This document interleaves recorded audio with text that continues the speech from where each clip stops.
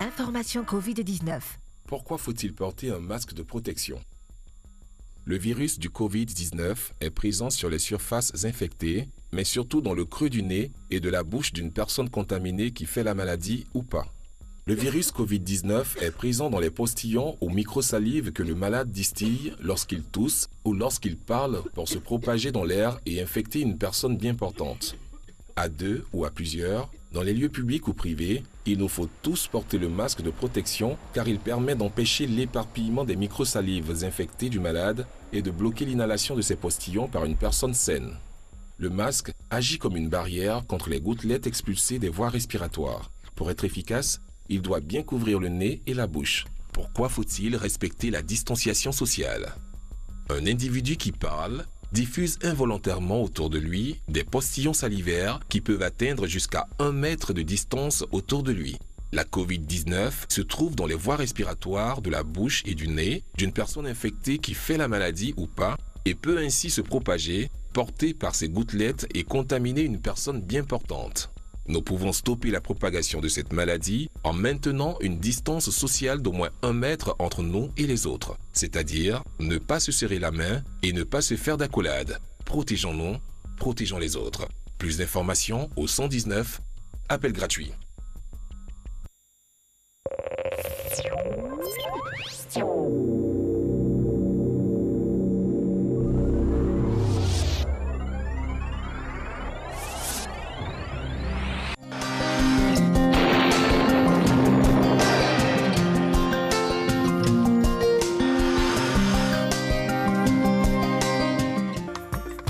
Bonjour mesdames et messieurs, les régions forestières et littorales seront marquées par un temps nuageux. Au cours de la période, on observera des pluies importantes, parfois orageuses. Le nord du pays connaîtra en début de matinée un temps nuageux avec possibilité de pluie qui progressivement deviendra ensoleillé. Le reste du pays sera sous une alternance nuages et soleil au cours de la période.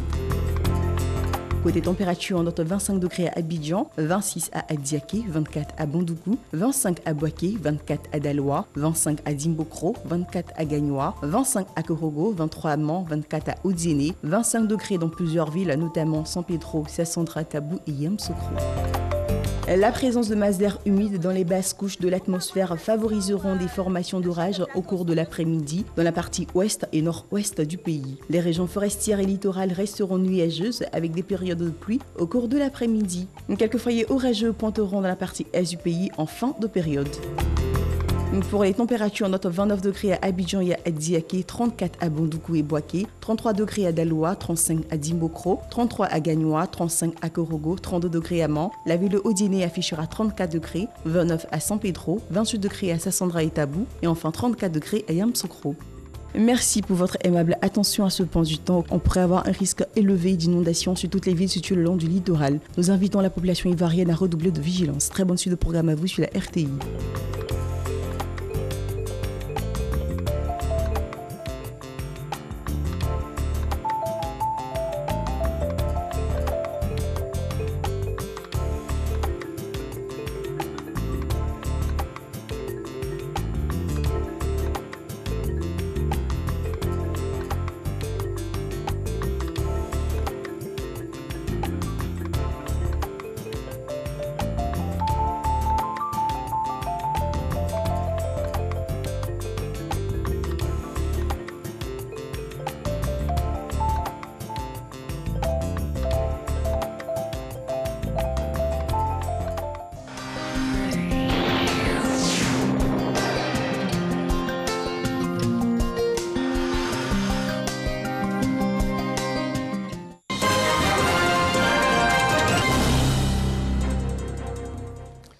Bonjour à tous, dans l'actualité de jeudi, la Côte d'Ivoire passe la barre des 6000 cas de maladie à coronavirus avec 2 nouveaux décès. On note également 112 guéris à la date d'hier. Le point du ministère de la Santé et de l'Hygiène publique. Le ministère de la Santé et de l'Hygiène publique a enregistré ce jour, mercredi 17 juin 2020, 384 nouveaux cas de Covid-19 sur 1214 échantillons prélevés, soit 31,6% des cas positifs. 112 guéris et 2 décès. Nous déplorons 2 décès. Le premier, celui d'un patient de 58 ans, diabétique et hypertendu, a eu lieu le 15 juin au service des maladies infectieuses tropicales du CHU de Treichville. Le second décès est survenu ce jour dans un établissement sanitaire privé. Il s'agit d'un patient de 60 ans, tabagique chronique. Le ministre de la Santé et de l'Hygiène publique présente ses condoléances aux familles éplorées.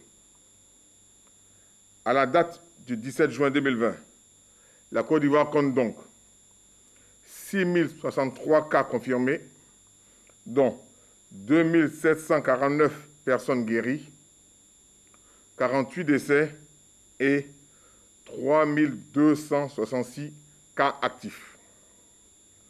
Le nombre total d'échantillons est de 39 851. Le ministre de la Santé et de l'Hygiène publique rappelle que la pandémie n'est pas terminée. Il exhorte les populations au respect strict des mesures barrières, notamment le lavage régulier des mains à l'eau et au savon, la distanciation physique d'1 mètre et le port obligatoire de masques lorsque nous sommes dans les lieux publics. Un projet d'urgence pour permettre à 32 villes de l'intérieur du pays d'avoir accès à l'eau potable. Il a été lancé à Divo par le ministre de l'Hydraulique. 4 mois de travaux pour plus d'1 milliard de francs CFA. Léon Brou. Ces 2 UCD ou unités compactes d'agrément sont capables de produire 4000 m3 d'eau potable par jour.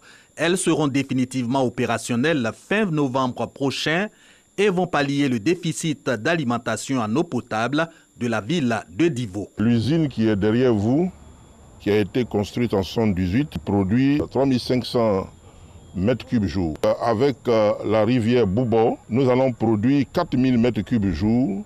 Ajouté aux 3500, ça nous fera 7500 m3 jour. Aussi à réaliser des installations complémentaires et plus de 4 km de canalisation pour 1,130 milliard de francs CFA et l'eau va effectivement couler dans le robinet communal. Un soulagement pour les 7950 abonnés selon la chefferie et le maire de Divo. On m'appelle, nos mamans ont des casseroles, elles sont en train de taper devant la Sodeci, qu'elles n'ont pas d'eau. Je pense qu'avec ce projet, les choses vont aller mieux. L'eau est source de vie. Vous venez aujourd'hui augmenter la vie des Divolais. Le début des travaux d'installation des UCD de Divo lance le renforcement de l'alimentation en eau potable pour 32 villes de l'intérieur du pays. 40 unités compactes d'agrément à installer pour 15 105 millions de francs CFA en urgence, en attendant août prochain pour démarrer les travaux d'amélioration de l'alimentation en eau potable pour la couverture totale du besoin en eau potable de 12 régions, dont le Lot-d'Ivoire. Plus de 1400 enfants en conflit avec la loi resocialisés, c'est le fruit de la riposte du gouvernement. Il a été présenté hier à la presse à l'École nationale de police. Didier Nguessan. Le phénomène des enfants en conflit avec la loi a considérablement baissé, selon la cellule de coordination du suivi et réinsertion qui pilote le projet de resocialisation en faveur de ces enfants. À ce jour, plus de 1400 mineurs, adolescents et jeunes ont été resocialisés et réinsérés dans la menuiserie, la couture, la mécanique auto, l'électricité bâtiment et l'agro-pastoral. Le projet mené conjointement avec la police nationale et plusieurs partenaires sociaux a livré ses acquis. Nous avons une baisse significative des agressions qui étaient menées dans les différentes communes du district d'Abidjan. Nous avons également une accalmie au niveau des différents quartiers qui avaient été identifiés comme étant criminogènes. Et nous avons des retours assez encourageants, des témoignages qui sont faits au niveau des communautés d'où sont partis ces enfants que nous avons resocialisés et réinsérés. La resocialisation consiste à aider les enfants en conflit avec la loi à réacquérir les valeurs morales et citoyennes propres à la vie en société et à délaisser la consommation de stupéfiants. Une resocialisation rendue possible grâce au travail de la police nationale sur le terrain. De juin à décembre 2019, elle a interpellé 32 508 personnes, dont 3 528 mineurs, et déféré devant les juridictions 2 166 autres personnes et détruit 671 fumoirs. En mai et juin 2020, 175 autres fumoirs sont partis en fumée pour 708 personnes interpellées, dont 119 mineurs et 152 déférés. Une grosse opération qui résume aujourd'hui l'âme de la police nationale qu'on appelle opération Épervier. Nous sommes à Épervier 5. Épervier 5, c'est un ensemble d'opérations menées par les forces de sécurité, appuyées par les forces de défense, pour sécuriser tous les points et recoins de nos quartiers par rapport à la grande criminalité ou à la petite criminalité. Bientôt, nous allons lancer Vacances sécurisées 4. Le projet de resocialisation des enfants en conflit avec la loi est sous la tutelle du Conseil national de sécurité, CNS. Dans le reste de l'actualité au Burundi, la passation de pouvoir entre le président sortant et le président élu était normalement prévue le 20 août, mais le décès soudain de Pierre Nkurunziza a poussé son héritier à précipiter sa prise de pouvoir. C'est donc aujourd'hui qu'Évariste Ndayishimiye va prêter serment dans le stade Igoma de Gitega, la nouvelle capitale politique du pays, devant la Cour constitutionnelle et la population. Une première dans le pays où jusqu'ici cette cérémonie se déroulait devant le Parlement. Merci de nous avoir suivis. C'est la fin de ce point de l'actualité. Retrouvez à présent Alix pour la suite de Matin Bonheur. Très exactement, c'est sous une accalmie trompeuse que nous avons rejoint la maison de la télévision. Il n'y a pas d'averse actuellement, mais il faudra faire attention au regard des bulletins météorologiques qui fusent ça et là pour sonner, voilà, pour tirer la sonnette d'alarme. Mesdames, Messieurs, bonjour. Nous sommes jeudi 18 juin 2020 et toujours heureux d'être en votre compagnie pour ce jour. Nous avons décidé de commencer cette émission avec quelques informations sur le temps, d'autant plus que dans quelques instants, nous allons recevoir avec un grand plaisir M. Éclou Ferdinand qui nous vient de la Sodexam, chef de service à prévision générale et maritime en ces temps de pluie. Nous savons tous, avec son corollaire de dégâts, c'est vrai que nous sommes apprêtés, on a les différents points de la météo, mais on se retrouve toujours au dépourvu avec ces intempéries-là. Il nous expliquera ce phénomène et pourquoi nous en sommes là. Ce ne serait pas tout. Aujourd'hui encore, dans la case santé, on aura un grand plaisir à être en compagnie du docteur Anvo Yves Blanchat, nutritionniste à l'Institut de cardiologie d'Abidjan, maître assistant à l'université Nongu à Broga, pour nous parler de régime. Vous savez qu'une alimentation saine et équilibrée apporte à toute personne de la santé. Mais quand celle-ci est perturbée par l'introduction d'un régime qui n'est pas sous contrôle et qui est inadéquat à l'organisme, celui-ci est sous danger, est exposé à plusieurs dangers et plusieurs conséquences. Le docteur Anvo nous énumérera dans quelques instants ces conséquences-là. Alors, nous sommes jeudi et c'est le 18 juin 2020. Mais les 18 juin de chaque année sont célébrés pour M. Thabo Mbeki, un an de plus. Donc aujourd'hui, M. Thabo Mbeki célèbre un an de plus. Il est né très exactement en 1942. C'est un homme d'État sud-africain, membre du Congrès national africain qu'il préside de 1997 à 2007. Il a été président de la République Arc-en-Ciel, la Sud-Afrique, de 1999 à 2008 et c'est un grand ami de notre pays, la Côte d'Ivoire, vous le savez, car il a été médiateur dans plusieurs règlements de conflits qu'ont connu notre pays. À côté de lui, on a une autre star au niveau international qui célèbre aujourd'hui un an de plus. C'est M. Jamel Debbouze qu'on reconnaît ici. Il est né le 18 juin 1975 à Paris. Il est humoriste, acteur, producteur franco-marocain et promoteur de ce grand festival-là, les Marrakech du Riz, qui est une plate tournante pour plusieurs artistes de cet art humoristique là de pouvoir s'exprimer, et on prend toujours un grand plaisir à suivre, même si c'est à distance, quoique on espère qu'après cette vague de pandémie à coronavirus, on pourra pourquoi pas s'y rendre un jour. Journée donc de la gastronomie aujourd'hui aussi, 18 juin, la gastronomie durable plus précisément. L'Assemblée générale des Nations Unies a adopté le 21 décembre 2016 la résolution désignant comme cette date du 18 juin comme la journée de la gastronomie durable. Cette journée qui fait écho à toutes les cultures culinaires du monde entier, qui peut être aussi un vecteur de brassage entre les peuples. Et on sait ici en Côte d'Ivoire comment nous sommes riches de notre culture gastronomique. On prie de tout cœur que cette pandémie-là finisse pour pouvoir encore faire découvrir nos mets au niveau du monde entier. Alors, on n'a pas de pluie pour le moment, mais il faut garder la vigilance et puis voir la vie en rose, comme peut-être la coiffe de Kia Cissé ou les exercices que vont exécuter maintenant notre cher coach Diabati.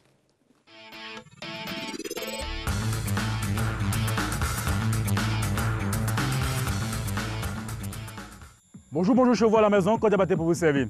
Ok? Aujourd'hui, séance de cardio-marche. Ok? On se met en place, on se met en position dans la posture idéale pour travailler, mais tout en respectant les 1 mètre de distance. On va marcher tout doucement en alterné. Ok?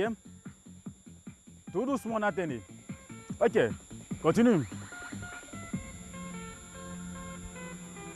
On travaille toujours avec la musique, on est relax, décontracté, avec le sourire on travaille.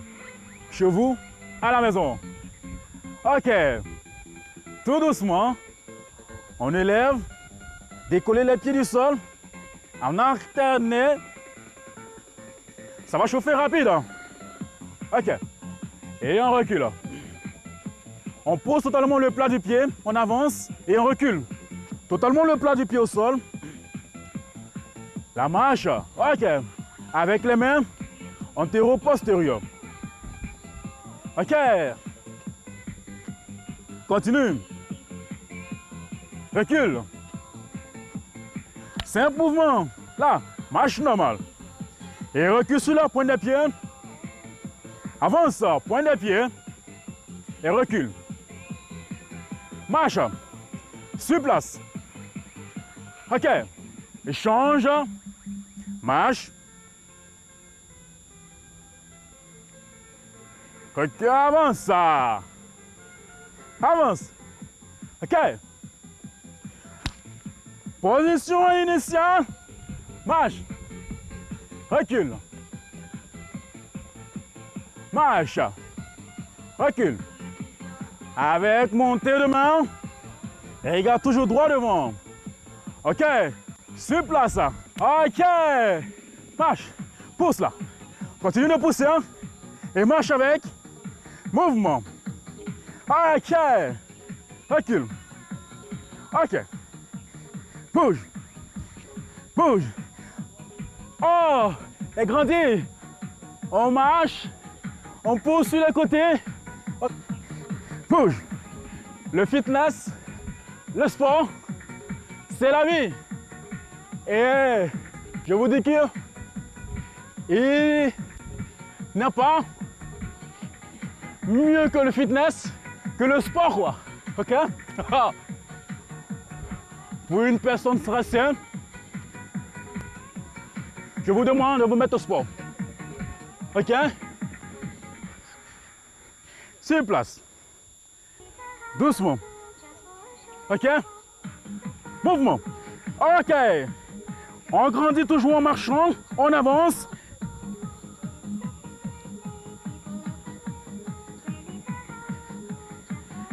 Et regarde droit devant, toujours. On marche toujours. Oh, pousse. En marchant. Pousse. Bouge. Bouge. Continue. Avec le sourire.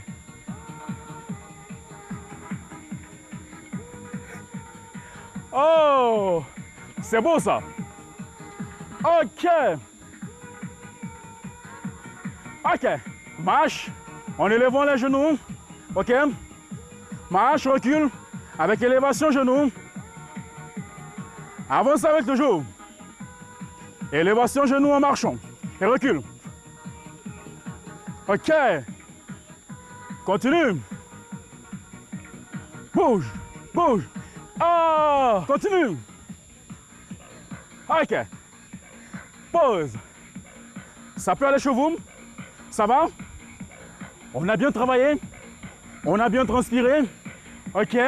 Et là, on rejoint les jambes. Tout doucement. On rejoint les jambes. Grandis, grandis, grandis, grandis. OK. C'est bien. Et descend. Le sport, c'est la vie. À bientôt avec Coach Diabaté pour d'autres séances. Bye bye. Merci coach pour cette séance cardio-marche et nous, on va continuer avec celui dont le cœur bat au rythme de la bonne humeur pour jouer sa partition. Il a savamment sélectionné pour vous les journaux aujourd'hui. Il a traité ce qu'il avait à traiter et puis il vous sert avec un grand sourire. C'est monsieur Renaud Kovia.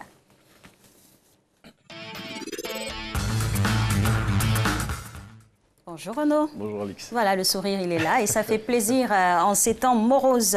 On démarre donc avec la révision de la liste électorale. Ça avance lentement, nous dit-on. Oui, bonjour à tous. Exactement, les populations ne se bousculent pas pour cette opération. Selon l'expression qui cite la Commission électorale indépendante, du 10 au 14 juin 2020, c'est 130 000 nouveaux inscrits qui se sont manifestés là où elle attendait 5 millions de requérants. Le confrère qui a constaté le manque d'intérêt des populations après une enquête dans plusieurs villes telles que Boaké, Daloa, Touba ou encore Lakota invite les partis politiques à redoubler d'ardeur sur le terrain afin d'amener leurs militants à s'inscrire massivement sur la liste électorale avant la fin de l'opération qui est prévue sauf changement pour le 24 juin 2020. Et la liste électorale organisée, bien sûr, en prévision de la présidentielle de 2020, un cadre du RHDP dévoile la stratégie de ce parti. Le RHDP veut gagner avec la manière, c'est ce que révèle à la une du Patriote de ce jour Lassina Karamoko. Selon le président de Liberté et Démocratie pour la République, leader à qui le confrère a accordé une interview, les leaders de l'opposition, qui sont incohérents et détachés des réalités de leur base, ne font pas le poids face aux partis au pouvoir. À en croire ce cadre du RHDP, sa formation politique remportera à coup sûr l'élection du 31 octobre. Et le ministre de l'Artisanat nous donne des nouvelles du chef du gouvernement. Amadou Gon Coulibaly parle, c'est ce que barre à sa une le quotidien Le Matin qui révèle que le ministre Sidiki Konaté en tournée en ce moment à l'ouest de la Côte d'Ivoire a révélé à l'étape de Zouan-Ounien avoir eu un entretien téléphonique avec le chef du gouvernement. Selon le confrère, au cours de la conversation qu'ils ont eue, le Premier ministre a indiqué que tout s'est bien passé grâce aux prières des Ivoiriens. Pour rappel, le Premier ministre est en France depuis le 3 mai 2020 pour un contrôle médical.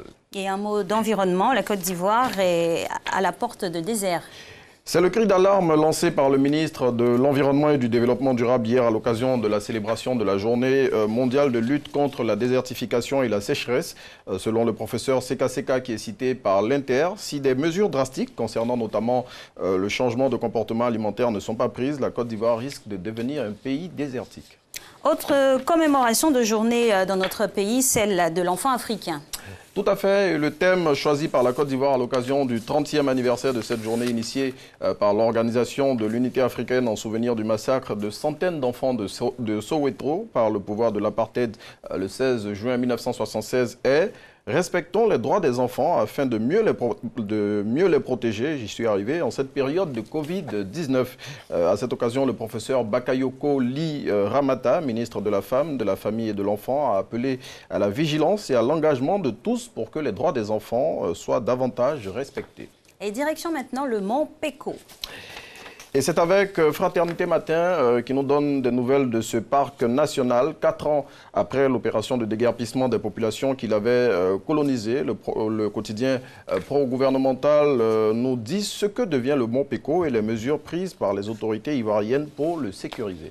Et c'est connu hein, depuis maintenant plusieurs mois, la radio-télévision ivoirienne, c'est plus la radiodiffusion puisque la diffusion a été cédée pour une gestion indépendante. La radio-télévision ivoirienne RTI s'est octroyé un 3e bébé, la 3, et les téléspectateurs se prononcent justement sur cette chaîne. Oui, plus de 100 jours après le démarrage des programmes de la dernière chaîne du groupe RTI, l'intelligent d'Abidjan a donné la parole aux téléspectateurs et ceux-ci se sont prononcés pour faire un état des lieux. Et de l'avis général, le dernier né du groupe est très apprécié du grand public. Néanmoins, les intervenants ont fait des suggestions et remarques pour l'amélioration des émissions qui leur sont proposées. Avec grand bonheur, nous les acceptons pour la qualité de nos programmes. On passe au football maintenant, Fédération ivoirienne de football. Que se passe-t-il après le 30 juin 2020? Que va-t-il se passer? Cette date du 30 juin, c'est celle où doit prendre officiellement fin le mandat de Sidi Diallo, l'actuel président de la FIF. Et vu l'incapacité dans laquelle se trouve actuellement la fêtière du football national à organiser l'élection de son successeur, l'intelligent d'Abidjan se demande si on n'est pas en train de se diriger vers un vide juridique qui pourrait générer un conflit à la maison de verre de Treichville. Le temps nous le dira. On referme donc la revue de presse de ce jour avec un chiffre. 6063, c'est malheureusement le nombre de cas confirmés de contamination au coronavirus en Côte d'Ivoire. On le voit ici sur cette image, c'est en rouge ce chiffre. Et pour les autres, on a 48 personnes décédées et 2749 autres qui ont guéri de la pandémie. Et sur un total de 3266 cas actifs. C'est l'occasion en même temps de rappeler aux populations qu'il faut respecter les mesures barrières. Très exactement. C'est clair, on n'est pas sorti de l'auberge. Il faut être très respectueux des mesures barrières, d'autant plus que les cas augmentent et nous ne sommes donc pas à l'abri si nous n'appliquons pas les mesures barrières. À l'abri, on se met aussi quand il y a des averses, comme c'est le cas maintenant. Nous sommes de plein pied hein, dans la saison des pluies avec son corollaire de dégâts, d'inconvénients. Aujourd'hui, avec M. Eklou, on a décidé de savoir pourquoi ce phénomène-là nous surprend toujours, d'autant plus qu'il est préparé ou il est connu. Bonjour, M. Eklou. Bonjour, madame. Bienvenue. Merci. Alors, nous sommes en pleine saison des pluies, mais on est quand même au dépourvu. Pourquoi? Oui.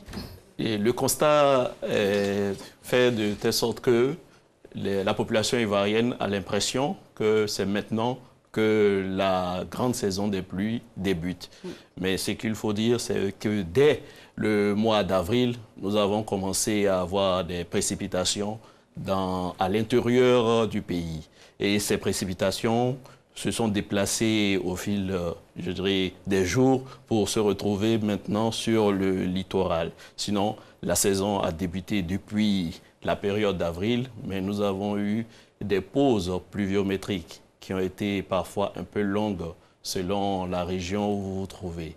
Donc c'est ce qui nous donne l'impression que c'est maintenant que nous débutons la grande saison des pluies sur la Côte d'Ivoire.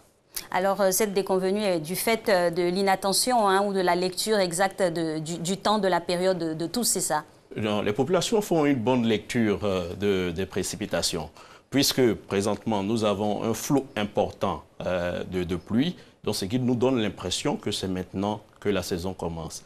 Mais cette saison n'a pas commencé maintenant. Elle a commencé depuis le début du mois d'avril. Mais c'est la violence des précipitations aujourd'hui qui interpelle un peu tout le monde. Justement, pourquoi on en arrive à de telles violences au niveau des averses? Oui, ces averses sont liées à un processus atmosphérique que je vais décrire un peu pour permettre à la population de bien cerner ce qui se passe.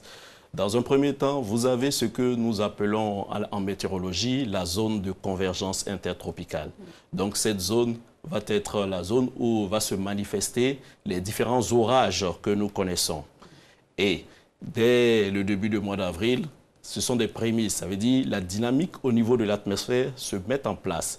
Donc cette dynamique va atteindre à un certain moment, je dirais, le pic d'activité. Donc c'est ce pic d'activité qui nous donne l'impression que c'est maintenant que la saison débute sur la Côte d'Ivoire.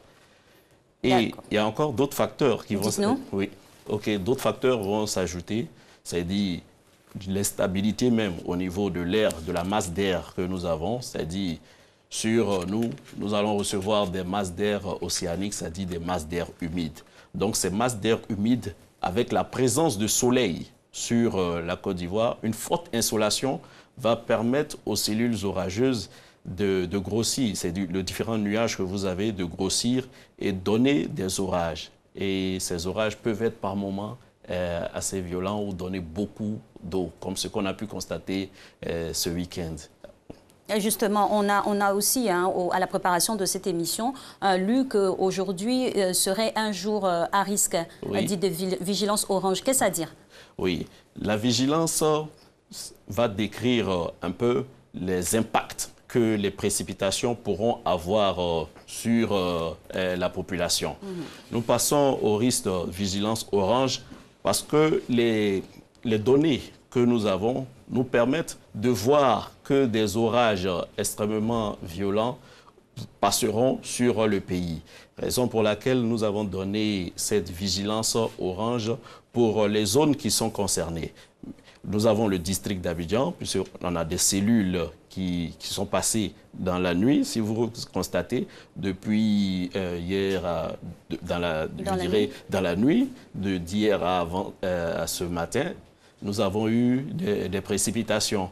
Donc ces précipitations ont intéressé beaucoup plus le sud forestier et des régions du nord de la Côte d'Ivoire. Donc toutes ces régions ont été balayées par des phénomènes orageux. Allons-y. OK. Bon, mais sur le littoral ivoirien, on a constaté que ça n'a pas été énormément, ça n'a pas été aussi fort que dans certaines régions du sud forestier. Mais ce qu'il faut craindre, c'est les écoulements des eaux, c'est-à-dire le ruissellement de ces eaux-là. Et c'est ce qui crée justement les dégâts. Quand vous nous parlez là de la couverture de ces précipitations-là, c'est disparate sur le pays. Hein. C'est vraiment à Abidjan qu'on constate qu'il y a de fortes pluies ou bien c'est une méprise? Non, il n'y a pas qu'à Abidjan que nous avons ces fortes précipitations. Ces fortes précipitations ont intéressé toutes les villes du littoral pour ce week-end. Ce week-end, vous remarquerez, le constat qui a été fait, c'est que nous avons eu des précipitations partant d'Adiaké jusqu'à Tabou. Et certaines régions du sud-ouest du pays ont eu plus de précipitations qu'Abidjan. Donc ce n'est pas Abidjan seul qui est concerné par ces précipitations-là. Mais au niveau d'Abidjan, ce qu'il faut dire, c'est que nous avons une forte urbanisation. Donc cette forte urbanisation va provoquer bien sûr une certaine dégradation au niveau des sols, la déforestation, ce qui va empêcher, je dirais, à l'eau de pouvoir s'infiltrer facilement. Donc au niveau d'Abidjan, il est important d'avoir des ouvrages de drainage extrêmement puissants pour pouvoir recueillir ces eaux-là. Justement, c'est très important ce que vous nous dites là, parce que ces phénomènes environnementaux-là, à vous entendre parler, sont maîtrisés, sont connus et sont ajustés. Pourquoi on en arrive à des dégâts au niveau des infrastructures? Elles ne sont pas adéquates par rapport aux précipitations ou pourquoi on se retrouve toujours à être pris de court? Les ouvrages que nous avons en Côte d'Ivoire sont dimensionnés en tenant compte des données climatologiques. C'est-à-dire les différents services des travaux publics, avant d'engager des dimensionnements, c'est-à-dire des caniveaux et autres, vont avoir des données climatologiques, c'est-à-dire s'intéresser à la moyenne des précipitations au niveau de la Côte d'Ivoire, partant des années 81 jusqu'en 2010, et on peut faire des glissements jusqu'en 2020. Donc, en tenant compte de toutes ces précipitations que nous pouvons avoir pendant un mois donné, ces ouvrages vont être dimensionnés. Ces ouvrages peuvent être fragilisés, je dirais, dans leur efficacité par le comportement même de la population. Nous avons remarqué que le plus souvent, les ouvrages de drainage vont être des dépotoirs. C'est-à-dire, les déchets solides vont s'entasser dans ces ouvrages de drainage et empêcher l'écoulement de l'eau. Et une fois que l'écoulement de l'eau est empêché, cette eau va utiliser n'importe quel chemin. À partir de ce moment, vous ne pouvez pas prédire là où cette eau va provoquer des impacts plus ou moins graves. Donc, c'est le principal problème que nous avons au niveau de la ville d'Abidjan. Donc, finalement, toutes ces difficultés-là sont dues à l'effet de l'homme? Pas que l'effet de l'homme. Il peut arriver des fois qu'on ait des précipitations importantes. Ça arrive. Mais comment on balise pour ne pas en arriver à des catastrophes? pour ne pas arriver à des catastrophes, c'est de sensibiliser la population. C'est-à-dire cette sensibilisation, nous la faisons chaque fois que nous devons commencer la saison des pluies. Vous remarquerez qu'à l'entame des mois de mars, avant qu'on ne rentre dans le mois d'avril, il y a des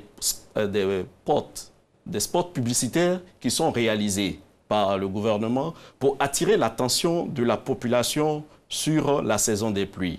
C'est-à-dire avoir de bons comportements. Vous avez remarqué ces derniers temps, nous avons eu le décès, par exemple, d'un enfant. Oui, on a une perte en vie humaine. Oui, cette perte en vie humaine est liée à l'écoulement. L'enfant a été, je dirais, distrait par ces chaussures qui ont été emportées vers un gros caniveau d'évacuation d'eau. Donc, pour dire aussi aux parents de vraiment garder l'œil sur les enfants. Surtout quand vous vivez à côté de gros caniveaux ou vous vivez vers une zone qui peut être potentiellement une zone à risque. Et on va y revenir, hein, remettre une couche tout de suite là pour la sensibilisation, le temps pour nous de respecter l'heure de la pub.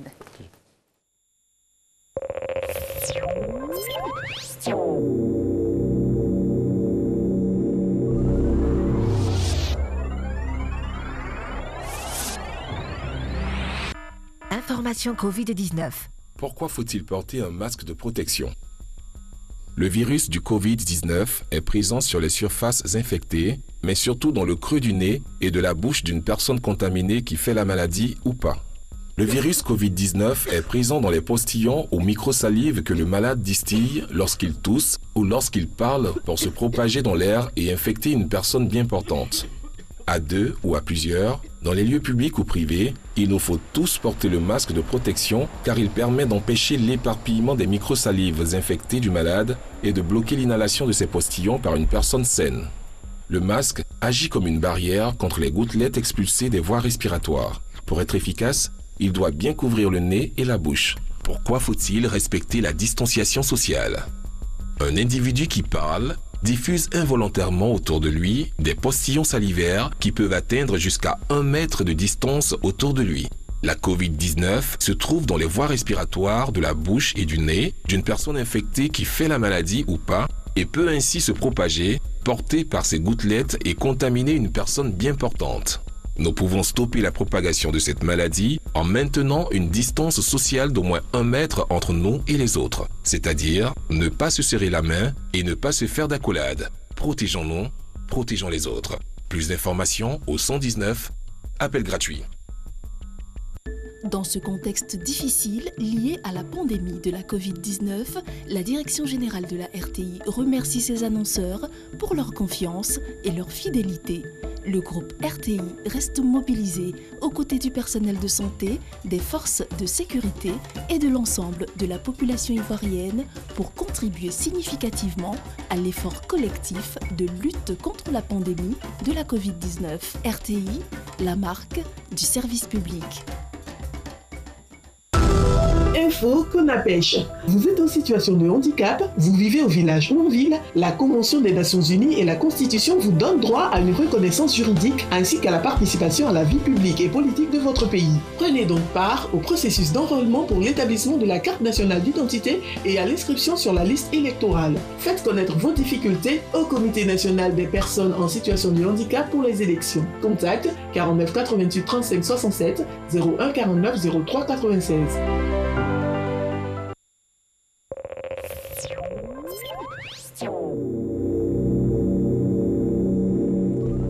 Alors, de retour sur le plateau, toujours en compagnie de Monsieur Eklou, nous en étions à l'étape de la sensibilisation aux populations qui sont en proie face voilà, aux dégâts que causent les intempéries. Aujourd'hui, quel est le message qu'on leur adresse? Le message qu'on peut délivrer à nos populations, c'est de libérer les zones à risque.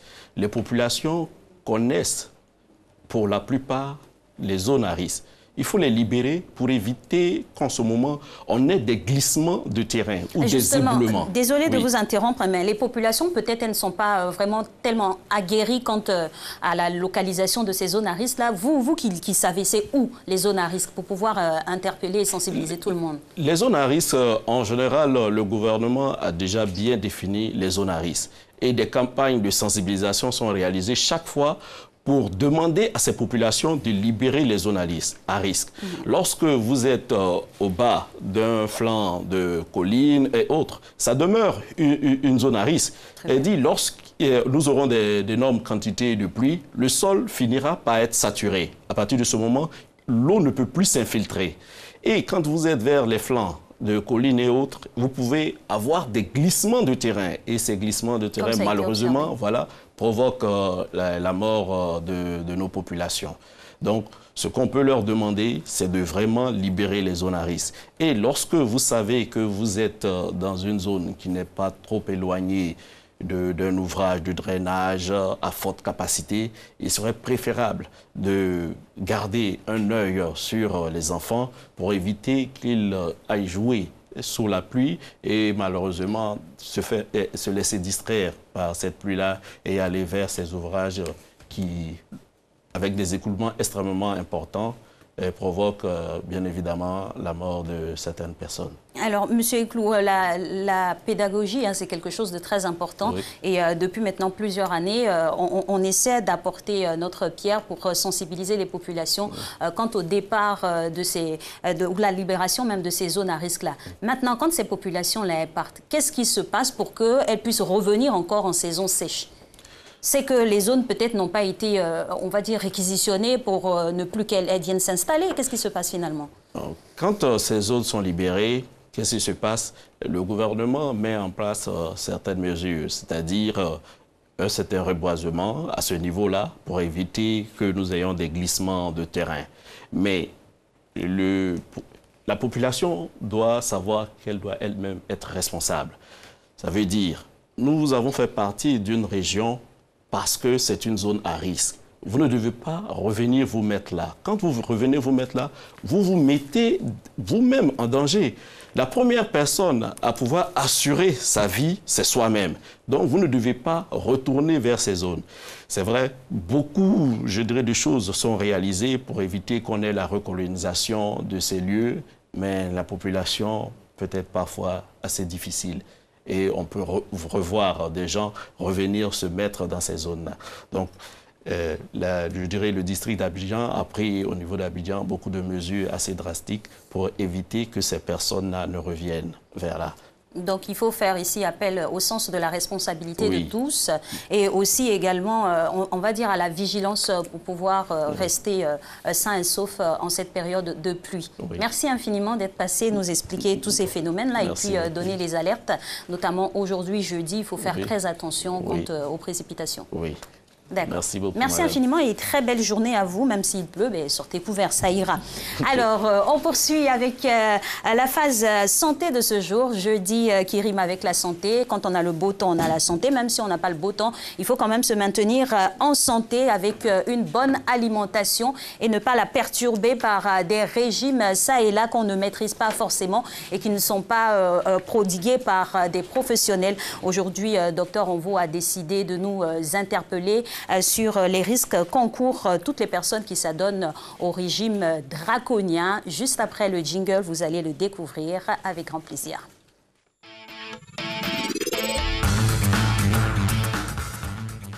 Bonjour docteur. Bonjour, bonjour. Alors bienvenue aujourd'hui, on parle de régime alimentaire drastique et de ses conséquences. Déjà tout de suite, qu'est-ce qui pousse les différents individus à s'adonner au régime? Il faut dire que par régime alimentaire, il faut entendre toutes les dispositions que nous prenons, ce que nous mangeons chaque jour. Donc, lorsque une personne veut atteindre un objectif, généralement on parle de régime amaigrissant. Sinon, à part régime amaigrissant, il y a encore beaucoup de régimes. Oui. Alors, lorsque une personne veut atteindre un objectif, c'est-à-dire que ne pas grossir parce qu'on ne veut pas être malade, alors on se met à faire un régime qu'on va trouver je ne sais où, sur le net, etc. D'accord. Donc, la question a été posée à dessein. C'est juste pour la perte de poids qu'on s'inflige un régime. Généralement, c'est pour la perte de poids que les gens s'infligent eux-mêmes un régime. Voilà. Maintenant, vous qui êtes professionnel, pourquoi il faut faire un régime ou déjà la définition, qu'est-ce qu'un régime? Un régime alimentaire est le type d'aliments qu'une personne mange pour se sentir en bonne santé. D'accord. Et mener bien ses activités. Donc c'est un régime alimentaire, je reprends, c'est un type d'aliment qu'une personne doit manger ou bien peut manger pour se sentir en bonne santé et mener à bien ses activités. Donc, lorsque vous faites un régime qui vous empêche de bien vivre, de bien vous sentir, c'est que ce n'est pas un bon régime alimentaire. Parce qu'il devait vous maintenir en bonne santé, maintenir aussi votre activité. D'accord. Donc une alimentation saine et équilibrée, c'est un régime en soi. Un régime en soi. D'accord. Et alors c'est parce que ce n'est pas bien équilibré que certaines personnes grossissent. Très bien. Voilà. Alors dans la classification des régimes, qu'est-ce qu'on y trouve? On a quel genre de régime? Il est différent, plus de 30 régimes. On va sélectionner quelques-uns. Les régimes, beaucoup de régimes qui existent. Vous parlez des régimes amaigrissants? Ben oui, les régimes drastiques qui sont appliqués sont de quel ordre? Il y a différents types de régimes. Il y a un régime qu'on appelle le régime Atkins. D'accord. Dans ce régime, on fait rentrer beaucoup de protéines. C'est-à-dire qu'on dit aux personnes, non, et alors, sur 3 jours, mangez uniquement que de protéines. Et puis, au 4e jour, vous allez manger, par exemple, un fruit. Mais le problème, c'est que en métabolisme, pour dégrader les protéines, on a besoin d'un peu de sucre. Donc, lorsque une personne fait un régime de ce type, ne pas manger, par exemple, de sucre, manger une des protéines sur 3 jours, et puis, au 4e jour, manger des fruits, vous allez voir qu'il va y avoir une accumulation d'acide dans son corps. Et ça, c'est pas bon. Quand l'acide urique devient beaucoup, alors ça peut toucher les reins et puis entrer. Il y a des régimes où, par exemple, on dit aux personnes de manger uniquement que du riz bio. Donc, ces personnes-là mangent du riz le matin, du riz midi et puis du riz le soir. Alors, vous savez très bien que lorsque on voit la composition du riz, le riz fait près de 78 à 80% de sucre. Donc, une personne qui va manger du riz le matin, du riz midi et puis du riz le soir, vous allez voir que lorsqu'on verra, par exemple, son taux de sucre dans le sang, ça va s'élever. Il y a des personnes aussi qui sont mises aussi à manger uniquement que de sucre. Parce qu'on leur a dit non, le sucre ne contient pas assez de sel, donc ils se mettent à manger uniquement que de sucre. Et ces personnes-là, ils sont retrouvées diabétiques. D'accord, docteur. Il y a plusieurs déclinaisons du régime. Quand est-ce qu'on se retrouve dans un régime dit drastique? Un régime dit drastique, généralement, c'est lorsque ces personnes veulent atteindre vite leurs résultats. C'est-à-dire que, alors, ils se privent de beaucoup de choses. Si, par exemple, l'énergie journalière d'une personne est autour de 2800 ou bien 3200 kcal, les personnes peuvent réduire l'énergie à 1500 kcal. Or, 1100 kcal, normalement, lorsqu'on fait le calcul de 2800 ou bien 3200 kcal, il y a ce qu'on appelle le métabolisme basal. C'est-à-dire qu'il y a un minimum d'énergie que le corps utilise pour se maintenir. Par exemple, le fait de battre le cœur, faire circuler le sang. Donc, il y a un minimum d'énergie que le corps a besoin d'abord. Et en plus, même le reste, c'est à dépenser.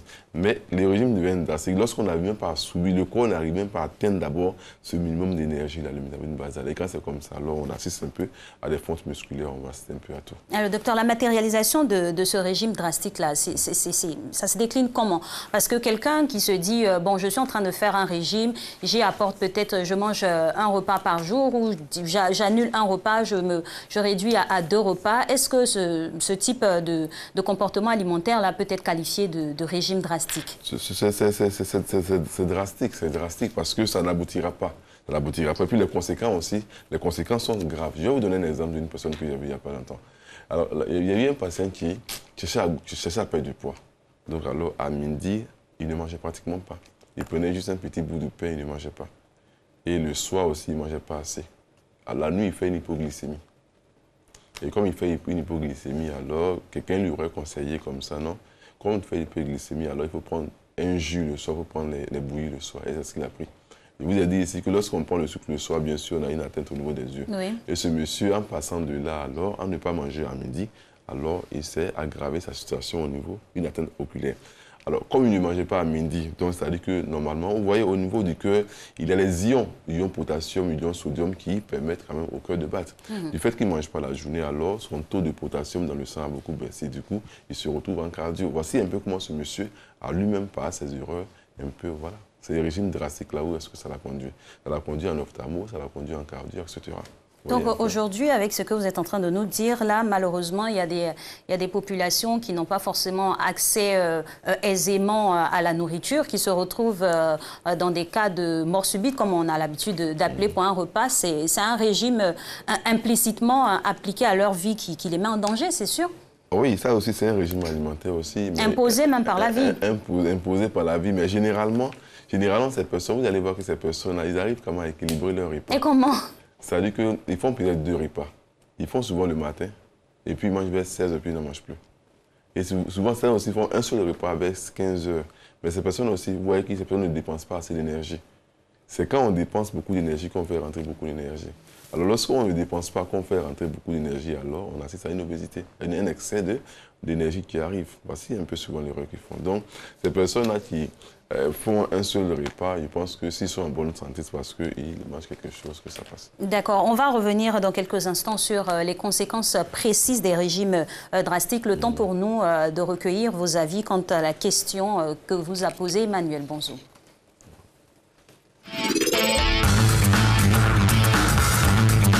Un régime rigoureux, vraiment, ça peut avoir des conséquences sur la santé. Ça peut entraîner de l'anémie. Parce que quelqu'un qui ne mange pas, il ne peut pas avoir du sang. Aussi, ça peut entraîner d'autres maladies. Par exemple, si tu ne bois pas d'eau, si c'est rigoureux, on te recommande de ne pas boire de l'eau. Donc vraiment, ça peut entraîner aussi une carence vraiment en eau dans le corps. Et ça entraîne forcément des maladies. Pour ce type de régime, je conseillerais de consommer beaucoup de légumes, de crudités et puis boire beaucoup d'eau.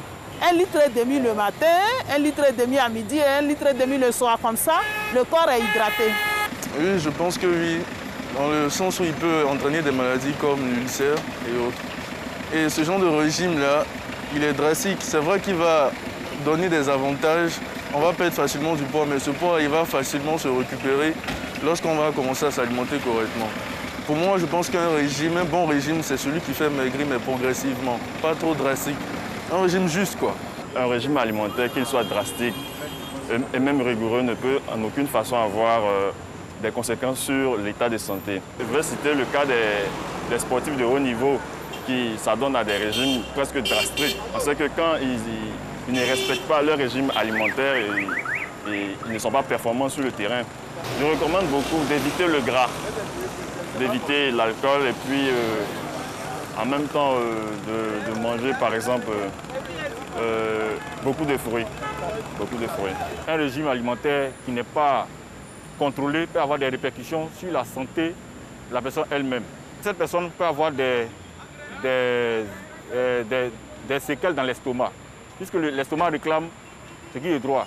Donc pour moi, ça peut avoir des répercussions sur l'organisme, d'abord même l'estomac, tel que l'ulcère.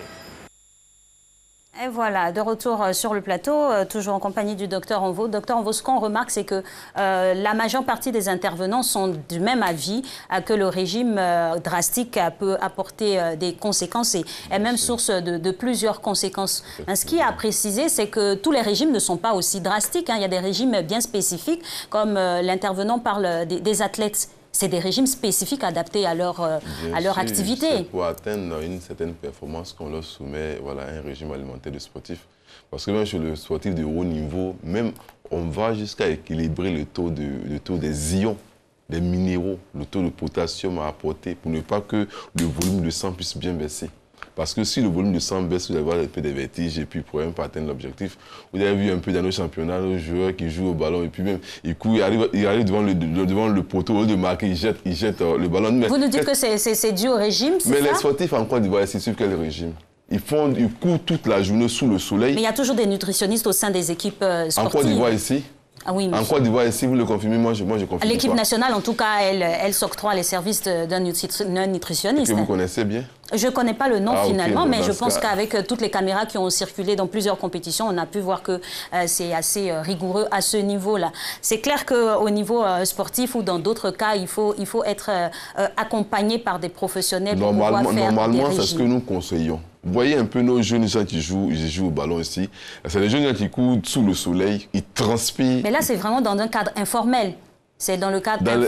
Les équipes de Côte d'Ivoire, championnat national, c'est informel, madame? Non, mais peut-être ceux qu'on voit un peu sur des stades en train de s'entraîner, mais qui ne sont pas très au fait du fait qu'il faut adopter un régime scrupuleux. Vous affirmez qu'on n'a aucun suivi alimentaire à ce niveau-là. Je le dis haut et je le confirme que les sportifs en Côte d'Ivoire, du championnat de Côte d'Ivoire, normalement, devaient avoir des suivis nutritionnels. Ils n'ont pas de suivi nutritionnel. Et lorsqu'ils jouent des championnats, et lorsqu'ils font des championnats, et qu'ils font aussi des coupes africaines, ils font sur plusieurs fronts, vous allez voir que vers la fin de la saison, ils sont épuisés. Donc ceci explique cela, comme vous le dites. Les baisses de performance aussi de nos équipes nationales. Ok, cela vous engage. Alors parlons toujours du régime et du jeûne.